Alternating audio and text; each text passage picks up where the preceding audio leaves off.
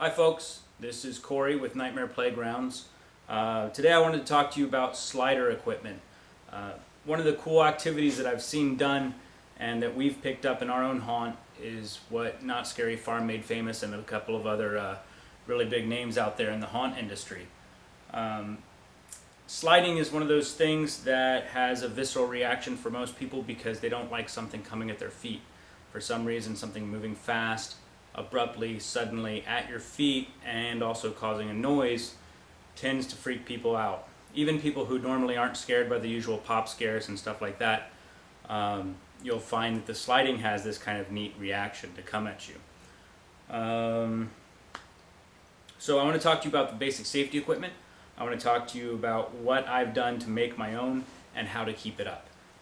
So I'm going to do a little bit of show and tell, and then I'm going to do some stuff on the table, so we're going to alter the way the camera looks, that way you're not having to look at my face the entire time.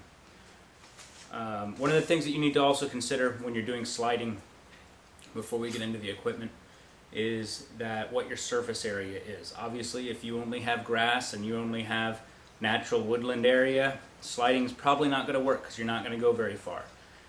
We have asphalt in front of our house and we also have sidewalks.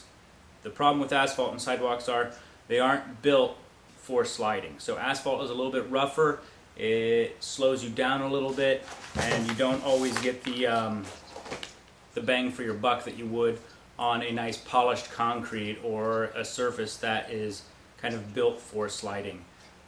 You can see some seriously long distances and some really neat athletics if you look online on YouTube for the Not Scary Farm stuff.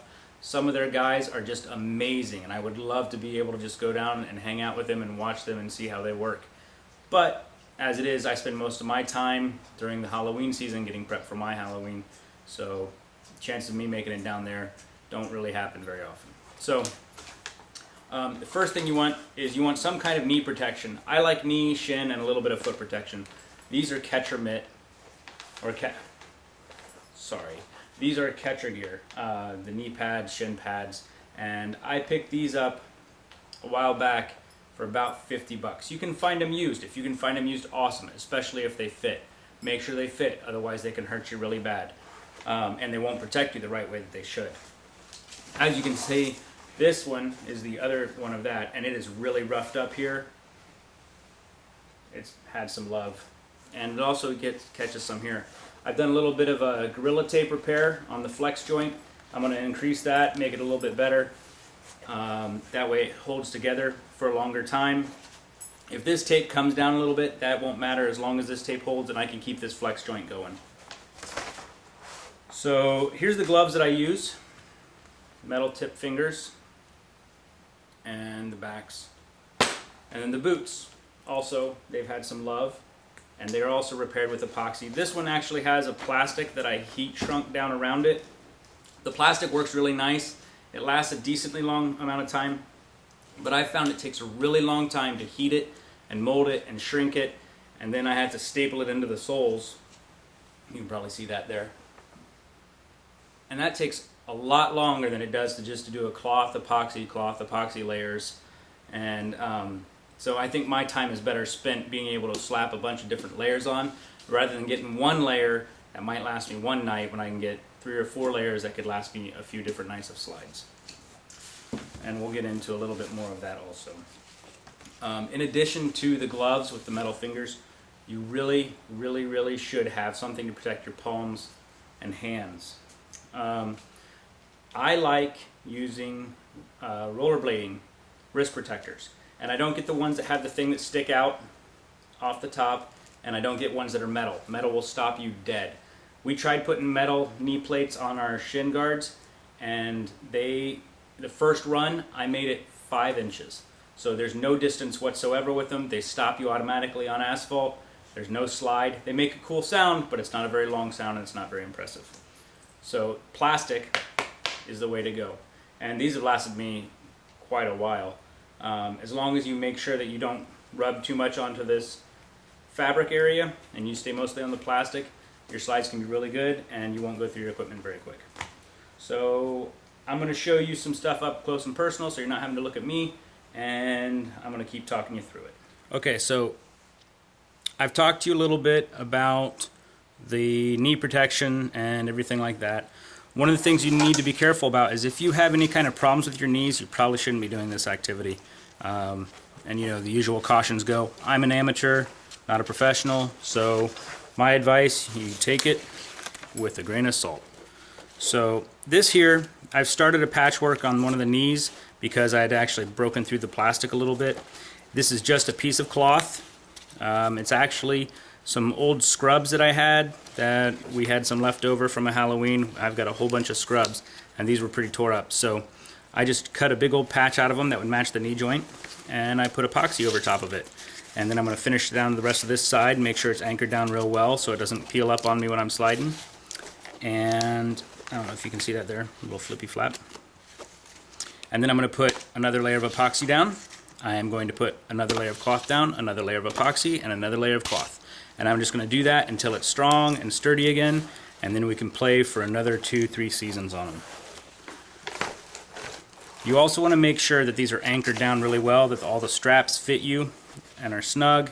You don't want a lot of play in these things. If they start moving around on you, it will start hurting. They'll start pushing down on your knees. They'll start sliding around.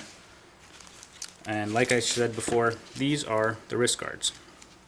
And I'll show you what the gloves look like when you put them on. These are the gloves. These are batting gloves. Really simple. I took leather dye and I dyed the inside of the palm because I didn't want people seeing my palms when I did stuff. And I wanted that metal to kind of flash a bit for the costume I was doing. It also makes a really cool clacking noise. These are also called Clacker Gloves. They're really good for making creepy noises to scare people. And what these metal tips are, you can get them at Home Depot or Lowe's, are in the electrical section. Flex.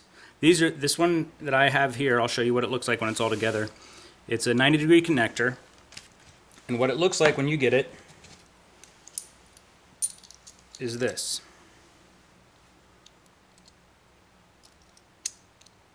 Now I've already cut the tabs off this one so I could show you what it looks like.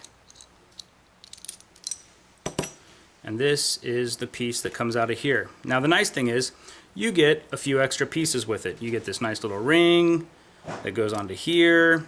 You've got this little thing. You also get a couple bolts out of it. I'll show you what the bolts look like. And these were what was attached in the post here. And they held this down. There were actually tabs, a tab here. I'll show you a cut off one. That's what the tab looks like when it's cut off. And there was a tab here. There was a tab here. A small little itty bitty push-out tab. It didn't have a hole in it, and a small tab here. And you just take some good metal snips, cut those off, and with a Dremel you shave down the edges so it's not so sharp. Use a grinder. You could use a grinder to take it all the way off, take all those little tabs off, but that might take a long time. I like to do things quick. And then what I also do is on the inside of this, I'll take the grinder, like a cone-shaped grinder, and I'll grind out the inside of this so it's rough textured. I won't take a lot of the metal out. I just want a rough surface so that the glue has a better chance of sticking to it. Because then I take Gorilla Glue and I will glue it down onto the glove like that, pretending like that wasn't there. But I would glue it down onto the glove like that, and then I'd take a little clamp and actually just clamp it on and hold it like that and let it dry. Now the nice thing about the Gorilla Glue is if you don't wet both sides of it, it'll actually expand and fill those gaps. So it'll actually expand kind of like Great Stuff foam does, and it will help hold it on. I don't have to put new glue on these very often, so it lasts a good long time. Every once in a while, maybe every season, I'll check and see if it needs any touch up. If it does, I'll just put a little dab underneath of it until it's sturdy again. So here's the boots. This is that plastic I was telling you about. I got it from Tap Plastics. It's just a flexible plastic. The problem is it doesn't take glue very well. It has a chemical in it that is like a natural lubricant, and it doesn't allow the glue to stick to it very well. So you have to shrink it down with the heat gun, and then also put staples into the soles so it stays. But this has lasted me a pretty good long time. I don't know if I'm ever going to do this again. I might, if I have enough time to do it, but I've kind of been happy with the epoxy and the cloth, and when the epoxy cures in 15 minutes and then it's good to go in 24 hours. That's a lot quicker for me than spending 2 hours trying to get it to be the right shape and molded down to the shoe. So this is one without the plastic. The plastic came off pretty early on this one, and I've just been doing epoxy layers over top of it. It ain't pretty, but it doesn't need to be. So let me show you what the gloves look like when you've got the full thing on. Now, when you're doing 2 sets of gloves, you're probably going to need assistance unless you have a strap system that you can do with just one hand really easy, because it can get difficult working with these gloves. If you have to pick up things or manipulate things with your hands, these gloves are going to make it a little bit difficult. So if you have any like repairs during the middle of your haunts or anything like that, you're going to have to strip them all the way off. And they make a cool clack sound when you do that too. So this is the surface area. You can tell it's scraped up. I ride a lot on that, and you can tell the fingertips are scraped up, and they make a really nice sound. And if you check out our other video, the one that shows a little bit of some of the techniques that we use when we're sliding, you'll see how it all works together. That's the end of the demo.